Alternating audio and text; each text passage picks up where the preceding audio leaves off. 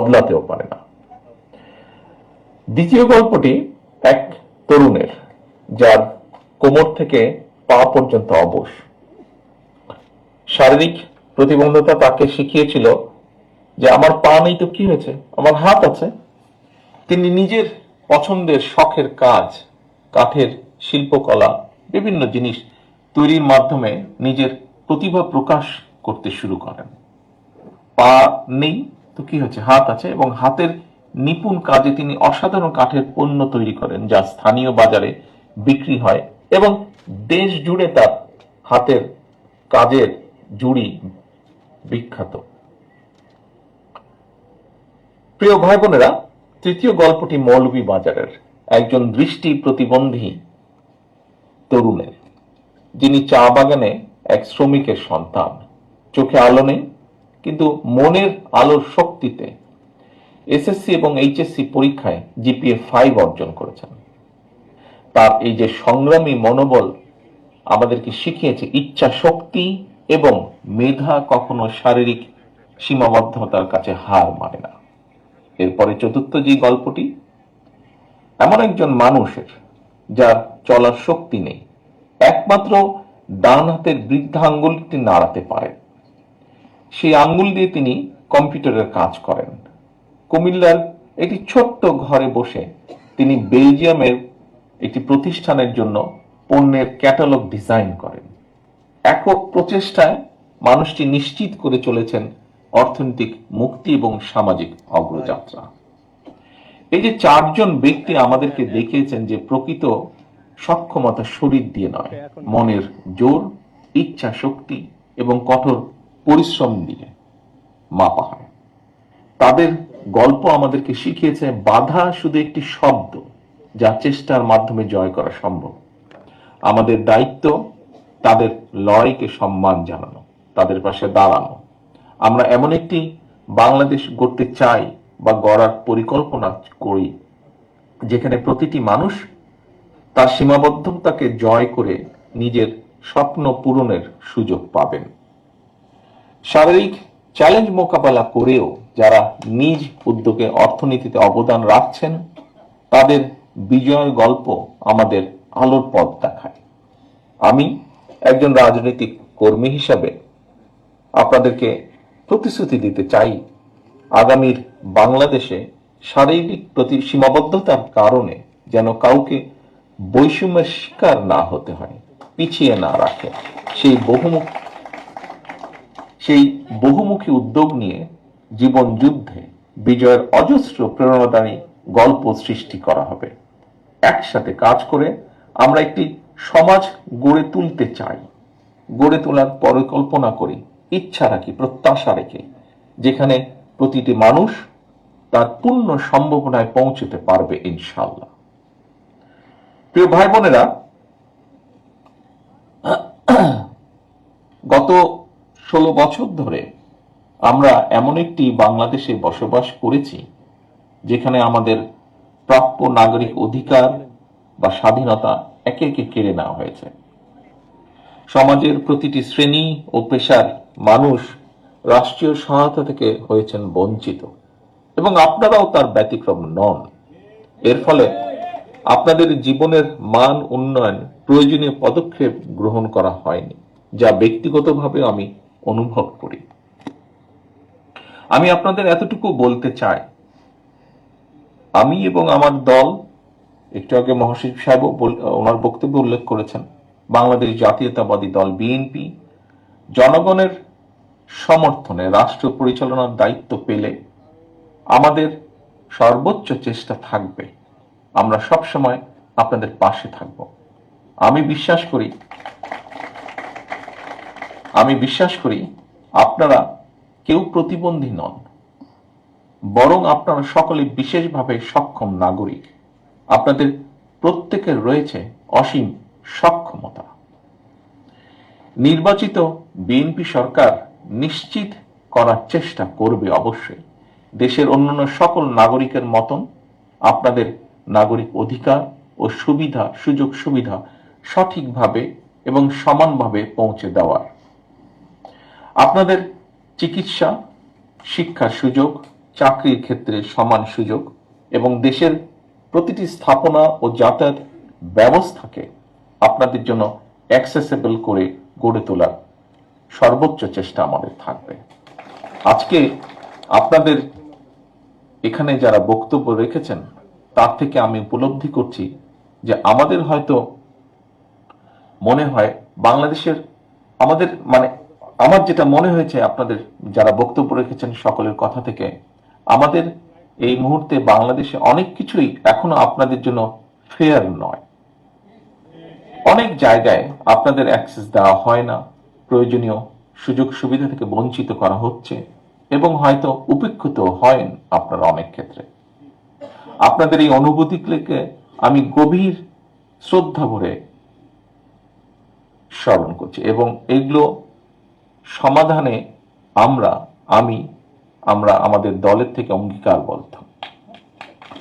নতুন আইন প্রণয়ন, বিদ্যমান আইনের সঠিক বাস্তবায়ন, বরাদ্দকৃত অর্থের পরিমাণ বৃদ্ধি কিংবা সেই অর্থের সুষম বন্টন, যেভাবেই হোক আমাদের চেষ্টা থাকবে আপনাদের অধিকার ও সুযোগগুলোকে নিশ্চিত করার। আমাদের লক্ষ্য, আগেই বলেছি, এমন একটি বাংলাদেশ গড়ে তোলা যেখানে প্রত্যেকের জন্য সমান ন্যায্যতা এবং একটি ফেয়ার শেয়ার নিশ্চিত করা। এবং সেই লক্ষ্যেই কিন্তু আমাদের সাথে আপনাদের আজকের এই মত বিনিময় অনুষ্ঠান। আমাদের প্রতিশ্রুতি হলো বিশেষ চাহিদা সম্পন্ন ব্যক্তিদের জীবনের মানোন্নয়নে দৃঢ় পদক্ষেপ গ্রহণ করা, যার ভিত্তি হবে অর্থনৈতিক স্বাবলম্বিতা, সামাজিক সক্ষমতা এবং মানবিক মর্যাদা নিশ্চিত করা। আমরা একটি স্বতন্ত্র, যেটি আমাদের চিন্তার মধ্যে আছে, একটি স্বতন্ত্র অধিদপ্তর প্রতিষ্ঠা করার উদ্যোগ নেওয়া, যা প্রতিবন্ধী ব্যক্তিদের, প্রতিবন্ধী ভাইদের, বোনদের জন্য সুনির্দিষ্ট কার্যক্রম পরিচালনার পাশাপাশি বিভিন্ন মন্ত্রণালয় বা বিভাগের কার্যক্রম সমন্বয় করবে। এখানে বেশ দু একজন বক্তা উল্লেখ করেছেন, প্রসঙ্গক্রমে আমিও বলতে চাই যে আপনাদের অনেকেরই হয়তো জানা আছে যে 2001 সালে তৎকালীন বিএনপি সরকার, দেশনেত্রী খালেদা জিয়ার সরকার, বাংলাদেশে রাষ্ট্রীয়ভাবে প্রতিবন্ধীদের ভাতা প্রদান শুরু করেন। যদিও পরবর্তী সেই সরকার সেই ভাতাকে দ্রব্যমূল্যের ঊর্ধ্বগতির সাথে সামঞ্জস্য না রেখে শুধুমাত্র তাদের দলীয় কর্মীদের মাঝে বিতরণ করে লুটপাট করে নিয়েছে। অর্থনৈতিক বাস্তবতার সাথে সামঞ্জস্য রেখে আমরা প্রতিবন্ধী ব্যক্তিদের বা ভাই বোনদের জন্য ভাতার পরিমাণ বাড়িয়ে, যার একটি দাবি এখান থেকে এসছে, বাড়িয়ে তা ন্যায্যভাবে পুনর্নির্ধারণ করতে চাই আমাদের পরিকল্পনার ভিতরে। নিবন্ধন প্রক্রিয়াকে সহজ ও স্বচ্ছ করার লক্ষ্যে আমরা সমাজ কল্যাণ, স্বাস্থ্য, প্রাথমিক ও গণশিক্ষা মন্ত্রণালয়ের মধ্যে সমন্বিত উদ্যোগ গ্রহণ করতে চাই, যাতে একজন প্রতিবন্ধী ব্যক্তি সামাজিক সুবিধা থেকে না বাদ পড়েন।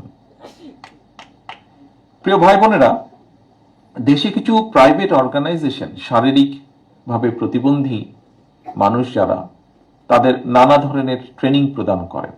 তবে এই ট্রেনিং শেষে চাকরির ব্যবস্থা করতে গিয়ে এই মানুষগুলোকে হিমশিম খেতে হয় এবং সে কারণে এই সমস্যার সমাধানে আমরা কিছু উদ্যোগ গ্রহণ করতে চাই, যাতে দেশের বড় বড় ব্যবসা প্রতিষ্ঠানগুলো একটি নির্দিষ্ট শতাংশ শারীরিকভাবে চ্যালেঞ্জ ব্যক্তিদের নিয়োগ করতে উৎসাহিত হয়। উদাহরণস্বরূপ, বিশেষ চাহিদা সম্পন্ন ব্যক্তিদের নিয়োগ করলে রাষ্ট্রের পক্ষ থেকে ব্যবসা প্রতিষ্ঠানগুলোকে কিছু ট্যাক্স সুবিধা বা কমপ্লায়েন্স সার্টিফিকেট প্রদান করার একটি চিন্তা আমাদের ভিতরে আছে। সুবর্ণ নাগরিক কার্ড নামে যে তথাকথিত একটা কার্ড রয়েছে, এটিকে গতিশীল করে আমরা এর আওতায় স্বাস্থ্য, বীমা, শিক্ষা, বৃত্তি, পরিবহন, ডিসকাউন্ট সহ অন্যান্য সামাজিক সুবিধা প্রদান করতে চাই। এরকম একটি চিন্তাও রয়েছে আমাদের মধ্যে।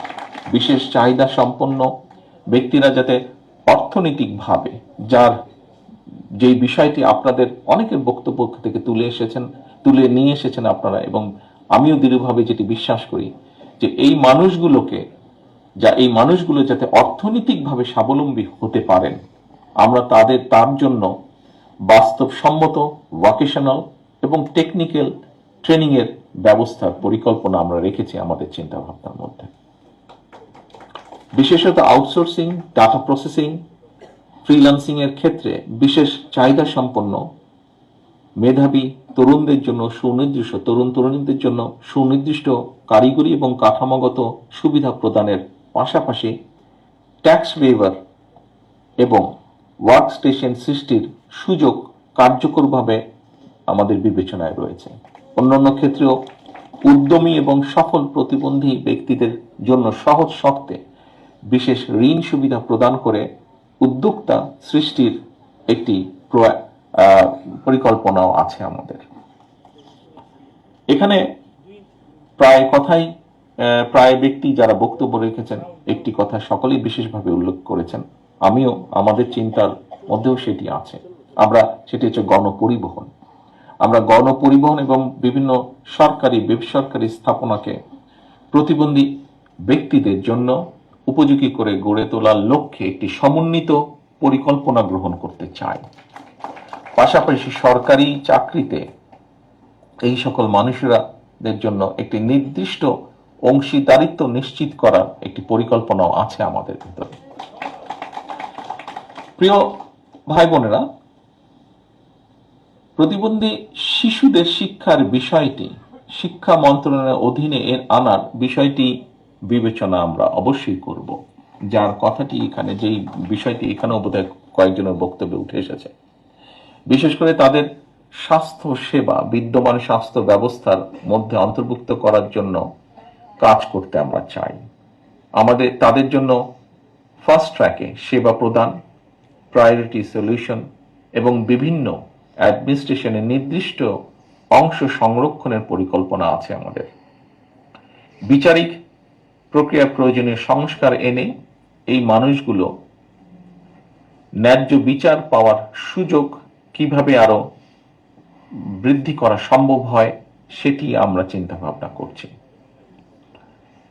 আমাদের দল জনগণের সমর্থে সরকার গঠনে সক্ষম হলে জেলা পর্যায়ে বিশেষ করে বিশেষ চাহিদা সম্পন্ন শিক্ষার্থীদের জন্য বিশেষায়িত স্কুল প্রতিষ্ঠার পরিকল্পনা আছে আমাদের পরিকল্পনায়, যেখানে সাইন ল্যাঙ্গুয়েজ, ব্রেইল সহ ইনক্লুসিভ এডুকেশন আধুনিক পদ্ধতির অন্তর্ভুক্ত করার চেষ্টা থাকবে।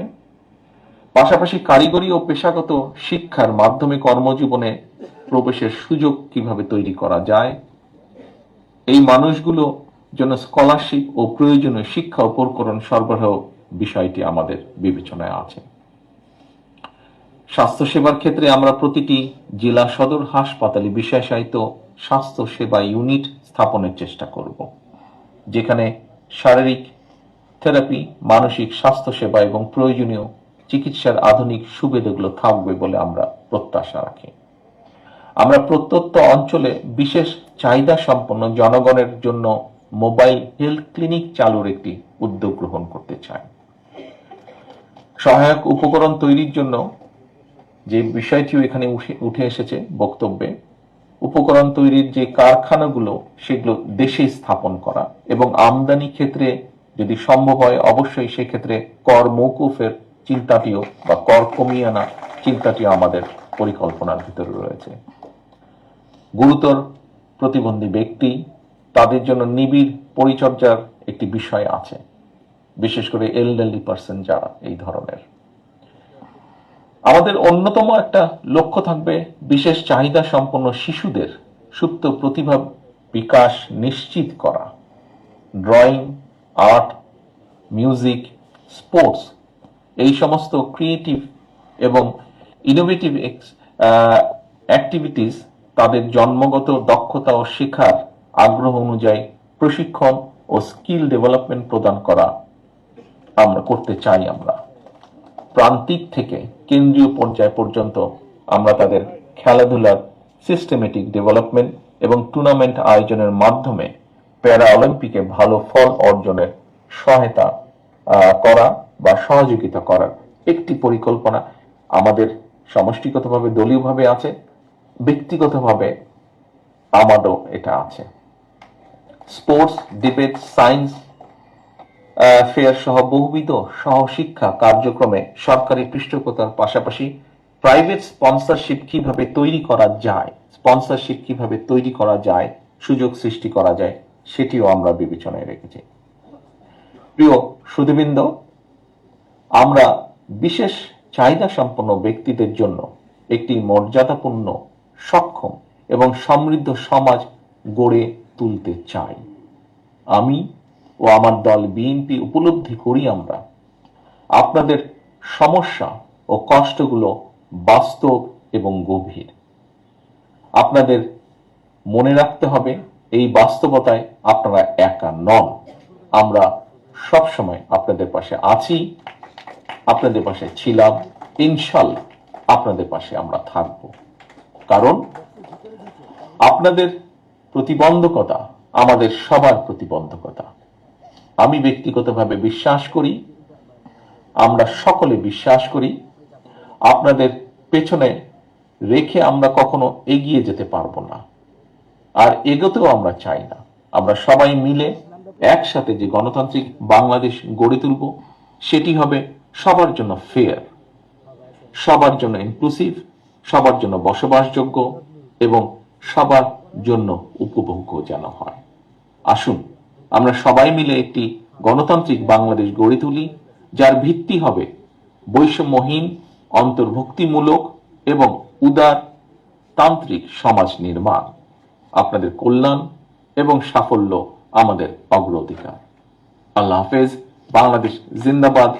বাংলাদেশ জাতীয়তাবাদী দল জিন্দাবাদ।